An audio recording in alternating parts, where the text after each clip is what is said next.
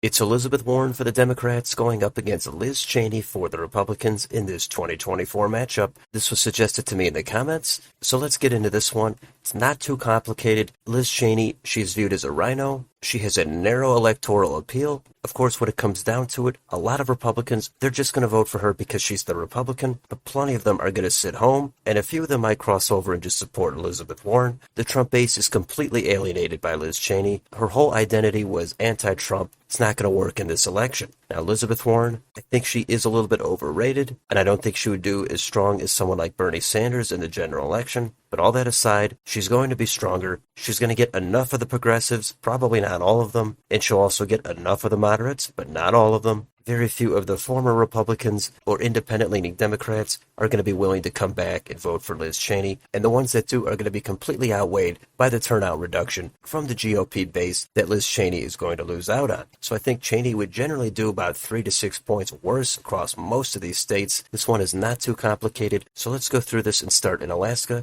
That is going to get down to a leans for Liz Cheney. Hawaii, very safe for Elizabeth Warren. Back up to the West Coast, Washington, Oregon, California, you already know those are going to be safe for Warren. Nevada will get up to likely for Warren. Idaho and Utah, those will still be safe for Liz Cheney, especially in Utah, more of an establishment Republican state. But even so, they're too red. Warren is not going to be able to get that under a 10-point margin. Arizona, that'll get over 5 points, likely for Warren. Montana, that'll dip down just under 10 points, high single digits, likely for Cheney. Wyoming, safe for Cheney. Colorado, safe for Warren. New Mexico, that'll just hit about 10 to 11 points, also safe for Warren. North and South Dakota, safe for Cheney. Nebraska at large, that will be safe for Cheney. The first district, that'll be just over 10 points, safe for Cheney. The second district, that will be about high single digits, not quite safe, but likely for Warren. Kansas, that'll dip down, high single digits, likely for Cheney. I understand Kansas is also an establishment state. Some of you might think it would still be safe. I just think there's enough Trump voters that they're going to make sure they stay home. They're not going to support Cheney. Warren would run it up in the Kansas City area in Johnson County,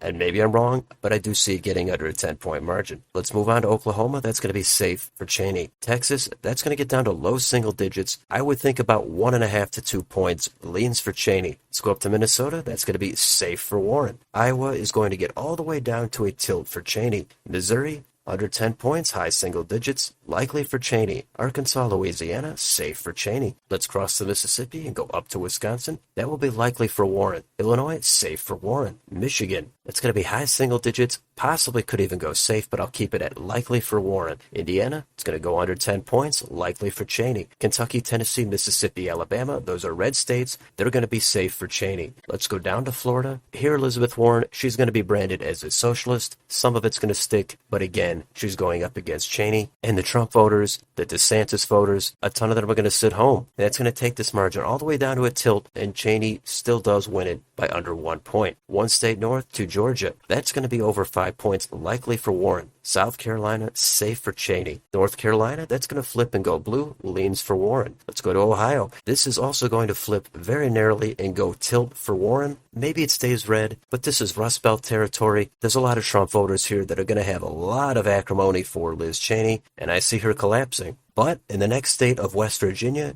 she's going to win that by over 10 points, safe for Cheney. Now let's go to Maine at large. That's going to be safe for Warren. First district, safe for Warren. Second district, likely for Warren. New Hampshire, low double digits, safe for Warren. Now we've got Vermont, New York, Massachusetts, Connecticut, Rhode Island, New Jersey, Delaware, Maryland, and Washington, D.C. And, of course, those will be safe for Warren. Let's do Pennsylvania. That's going to be likely for Warren. Finally, the last state is Virginia, and even if Cheney makes up a little bit of ground in the D.C. suburbs, all the red counties, the turnout reduction is going to hurt Cheney. Warren is going to win this state by over 10 points. It's not going to be 20 points, but it is going to be over 10, safe for Warren. And there's your final map, and that comes out to 337 electoral votes for Elizabeth Warren, 201 for Liz Cheney. So in this battle of the Liz's or Elizabeths, however you want to put it, Warren comes out on top. This one was easy to predict up front. I didn't think Cheney was going to have a chance. After going through all the states, fine-tuning the margins, turns out it's not really all that close. maybe Cheney does do a little bit better than I think, but I don't think she's going to do much better, and she could even do worse. It's possible Alaska, Texas, Iowa, or Florida could even flip. If Cheney had a great night and Warren collapsed, was scandal-plagued, did not turn out the base, and failed to get anything done in the suburbs or with independents, then I could see Cheney winning Ohio, maybe North Carolina flips, but other than that, a few states are going to change their margins, but the ceiling is not much higher here for Liz Cheney in my opinion. The Rust Belt is completely gone, the blue wall is back with a vengeance in this matchup, the Southwest, the Sun Belt, those states are not going to come back for Cheney. Other trends will be accelerated, and this is a complete wipeout for Cheney, as well as the establishment Republicans, the never-Trumpers, whatever you want to call it. As scandal-plagued as someone like Trump is, there's no question he would do significantly better than someone like Liz Cheney. Warren has a lot more energy. Cheney is too pro-war. She would have some appeal, of course, on some cultural issues, probably crime, but on economics and other issues, people aren't even going to care what she has to say. Once they hear the name Cheney, they're going to head for the nearest window. So the turnout would be reduced here, significantly more on the Republican side. Warren has an easy path to the White House. It doesn't really matter what the national environment is or who their running mates are. Cheney is not going to win this one. But of course, this is just what I think, and maybe you have a different take on it. That's fine if you disagree. Let me know in the comments. Do you agree with this map? If not, what states would you change? Let me know down below, and on your way out, don't forget to like, share, and subscribe. Thank you for watching, and I will see you on the next video.